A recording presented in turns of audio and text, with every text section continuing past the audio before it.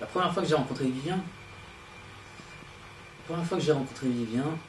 j'étais un jeune orphelin de Baker Street. Je vivais dans la rue, je volais pour survivre. La première fois que j'ai rencontré Vivien, c'était dans un bar en Irlande. Et il y avait strictement personne, un gros bar de merde. Et là, qui débarque? Vivien. Le mec, je le connais pas, il se pose à ma table, alors que toutes les tables sont libres. Et je me dis, mais qu'est-ce qu'il fout ce mec? Et là, il engage le truc, il me dit, mec, je te connais pas, mais si tu ramasses cette pièce, tu pars en croisière avec moi. Ouais, c'était dur. Puis un jour, j'ai rencontré Vivien et là, il m'a pris sous son aile. C'était un jeune médecin à l'époque, en apprentissage. Et donc, je ramasse la pièce, je lui montre, et là, le mec, il me dit, tu pars en croisière avec moi. Excellent. Vivien était devenu vraiment un modèle pour moi. Je faisais tout ce qu'il faisait. Il m'avait appris tous les trucs. C'est avec lui que j'ai vu ma première plante d'ailleurs. Je me souviens, 11 ans. Ouais. Oh. E então, quando penso do Vivien, minhas lembranças me levaram diretamente em 2008.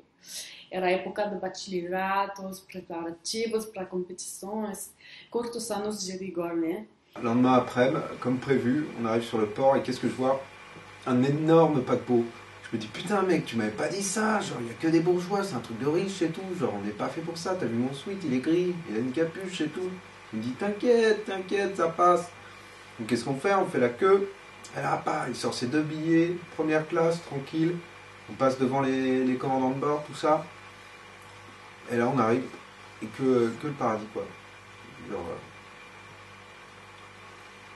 Genre l'agora. E constantemente sob pressão, tivemos que encontrar uma maneira de desabafar, e é assim que eu me lembro de descobrir o Real Vivi, né? E, ou mais precisamente, o Rudy. Il m'a donné un job. Et puis, au fur et à mesure des années, j'ai progressé. Je suis devenu un des meilleurs éléments de l'équipe. Très bon vendeur. Et puis c'est comme ça que je suis devenu le meilleur dealer du quartier du coup. É, no aluno estudioso viverando uma vez à noite. Este é um conjunto festa Jet Set, né? Em maio de 2008, ele fez o primeiro show de strip e a palavra de boca funcionou e ele rapidamente se tornou uma personalidade local no meio. Então, Vivian, você tem muito talento. E se você quer, aqui no Brasil eu conheço muitas pessoas que poderiam ter trabalho para você e também para aí que é muito bonita, hein? Après j'ai changé bien sûr de métier, je suis passé sur autre chose, c'était trop dangereux pour moi. Je suis devenu plus stable, quoi. J'ai monté mon entreprise. Et voilà quoi, j'ai pu monter les échelons quoi. Aujourd'hui, je possède un des plus grands réseaux de prostitution de Londres. Et tout ça, je le dois à Vivien. Et donc là, une fois arrivé sur le plateau, direct, on perd pas de temps. On se met à se teaser la gueule et tout, on boit, on baisse des meufs dans les voitures, on dessine des gens à poil, on vole des colliers, pas les couilles, on prend plein de fourchettes, on mange du steak.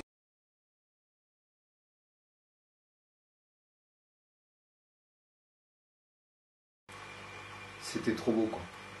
C'était trop beau, il y a un truc qui allait pas. Et puis putain d'un coup il y a eu... Il saute comme ça, il lui met un de ces trucs de catcheur, il le démonte. Alors moi j'arrive, je vois ça, je me dis mais c'est quoi ce bordel? Et là t'as Vivien qui commence à se fighter avec le mec, il l'emmène et que tu comme ça, le mec commence à le retourner. Et là avec le glaçon, détresse totale, tout le monde court partout, il y a de l'eau qui rentre dans la chambre, mon iPod, tout est sous l'eau, on se dit merde, il faut qu'on se casse. Ah, il remonte sur lui, il commence à lui écraser les yeux comme ça avec les mains. Et là, moi j'arrive, je défonce le mec, tu vois, je le pousse pour que, tu sais, pour essayer de sauver Vivien. On commence à se casser, on arrive sur le pont. Là, qu'est-ce qu'on voit? Des gens qui jouent du violon, des gens qui dansent, des gens qui tombent. Et là, le pont il se coupe en deux. Tac, il y a 2 mecs qui débarquent derrière et qui commencent à m'attraper et qui commencent à me mettre des coups et tout. Et là, Vivien, il débarque, il saute, il les attrape, il prend leur tête, Bah, On n'a pas le choix, il faut sauter, on saute, et dès qu'on arrive dans l'eau là, bah, l'eau elle était gelée direct. Vivien il me dit putain, j'ai l'habitant d'escargot, mec, il faut qu'on sorte d'ici. et là, la vieille, elle lui monte son cul. Alors Vivien qui pète un câble et qui dit mais ça va pas ou quoi? Donc on se met à nager, on fait du dos crawlé, du crawl normal. On veut rien, on est au milieu de l'Atlantique ou du Pacifique, des trucs comme ça. Et là, le mec avec le château de cartes qui débarque et qui lui dit mais qu'est-ce qui vous arrive madame? Et qu'est-ce qu'on voit? Une porte. Moi je lui dis vas-y, monte sur la porte. Il me dit non, t'inquiète, vas-y, prends la porte, moi je reste là, l'habitant d'escargot, c'est bon. Il commence à sortir son nunchaku de tout à l'heure.